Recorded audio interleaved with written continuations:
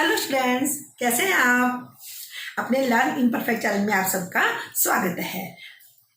जैसे कि आप जानते हैं, कोरोना वायरस पेंडेमिक टाइम चल रहा है और हम सब घर पर बैठकर ही पढ़ाई कर रहे हैं क्योंकि स्कूल, कॉलेज, इंस्टीट्यूट बंद चल रहे हैं। इसलिए मैं सुमन सिंगला आज आपके लिए लाइन और एंगल्स के बारे में जानकारी लेकर आई हूँ ताकि आपको एंगल्स के बारे में अच्छे से समझा सकूँ और आप उसको अच्छे से समझकर अपने ज्ञान में वाधा कर सको। इसलिए शुरू करने से पहले आप चैनल को सब्सक्राइब कर लीजिए और बेल आइकन को प्रेस कर दें ताकि मेरे आने वाली हर एक वीडियो की आपको जानकारी मिल जाए और आप उसको तुरंत देखकर आप कुछ सीख सकें और अपनी सारे डाउट्स को क्लियर कर सकें। तो अब हम स्टार्ट करते हैं।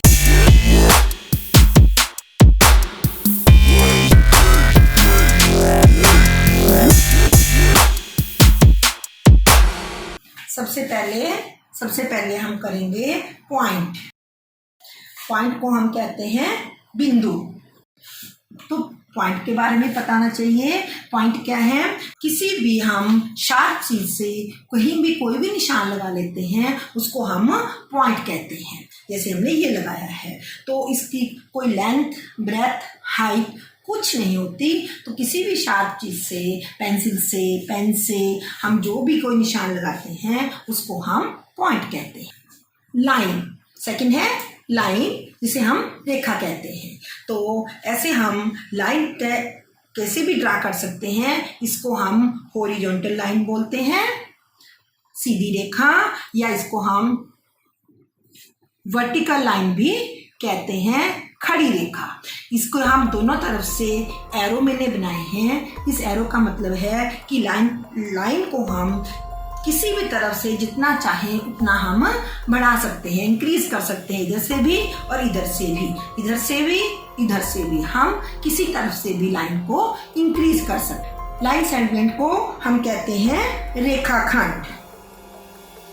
रेखाखंड क्या है कि हमारी ये होगी लाइन जिसको हम दोनों तरफ से इंक्रीज कर सकते हैं। इसका एक निश्चित मेजरमेंट होता है।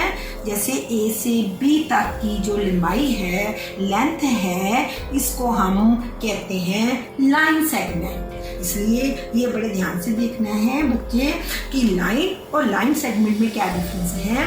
लाइन जिसका कोई एंड पॉइंट नहीं होता, हम दोनों तरफ से इसको इंक्रीज कर सकते हैं। और लाइन सेगमेंट क्या है? जिसकी लेंथ एक निश्चित मेजरमेंट होता है, इसका हम एक सही ढंग से मेजर कर सकते हैं। 3 centimetre, 4 centimetre, 10 centimetre, 10 metre, 15 metre, उसको हम कहते हैं लाइन सेगमेंट।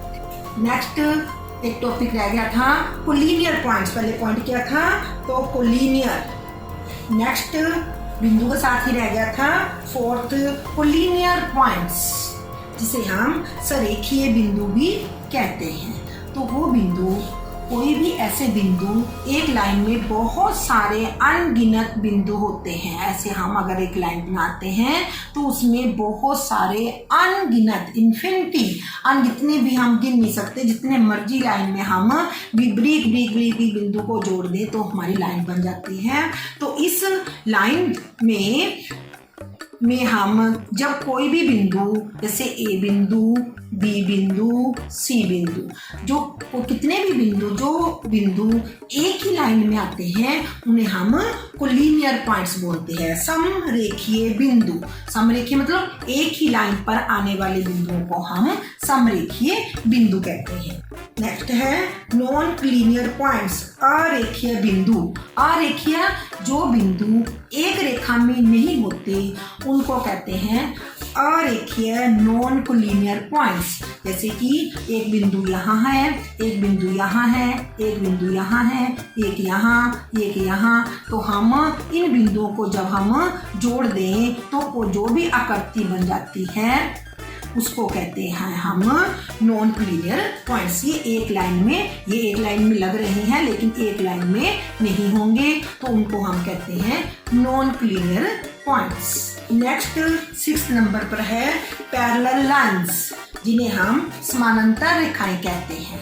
तो समानांतर रेखाएं, पैरेलल लाइंस किसे कहते हैं?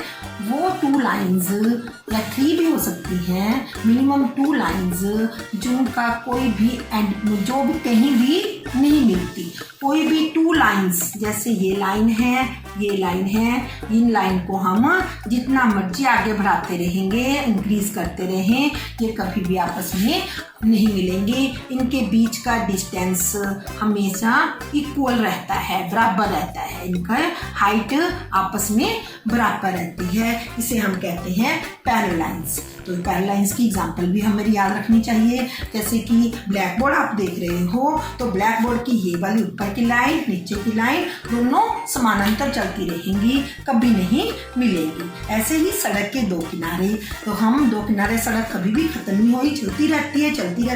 तो लेफ्ट उसका एज और राइट एज, लेफ्ट किनारा, राइट वाला किनारा, लेफ्ट वाला किनारा दोनों साथ साथ चलते रहते हैं। 7th है इंटरसेक्टिंग लाइंस।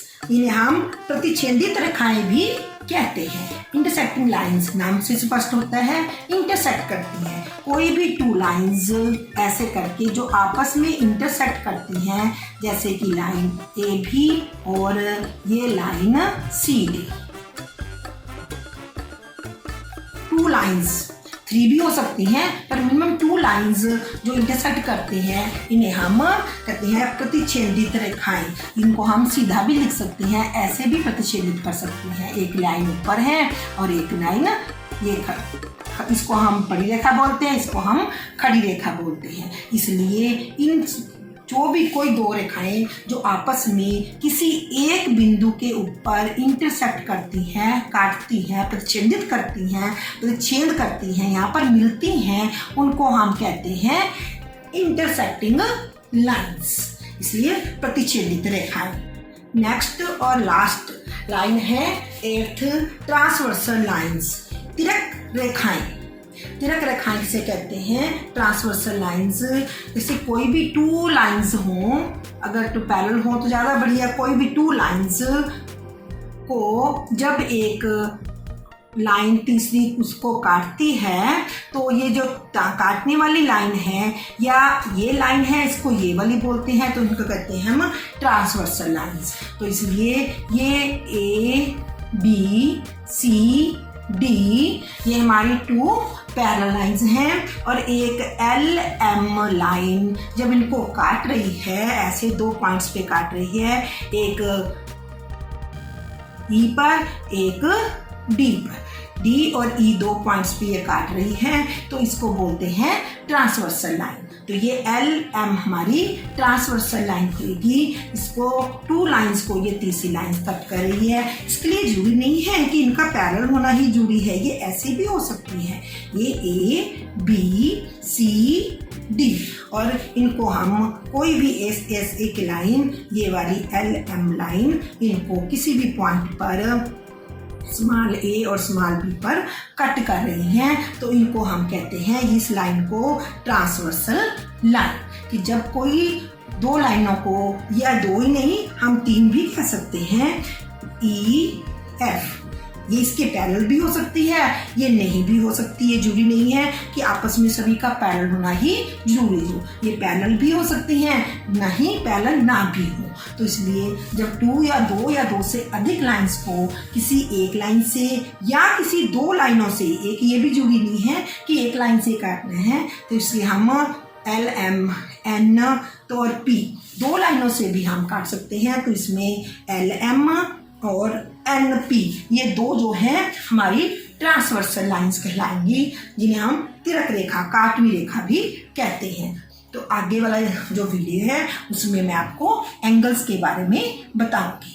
तो सभी लाइंस याद कर लेना, फिर हमें एंगल्स पढ़ने बहुत इजी लगेंगे।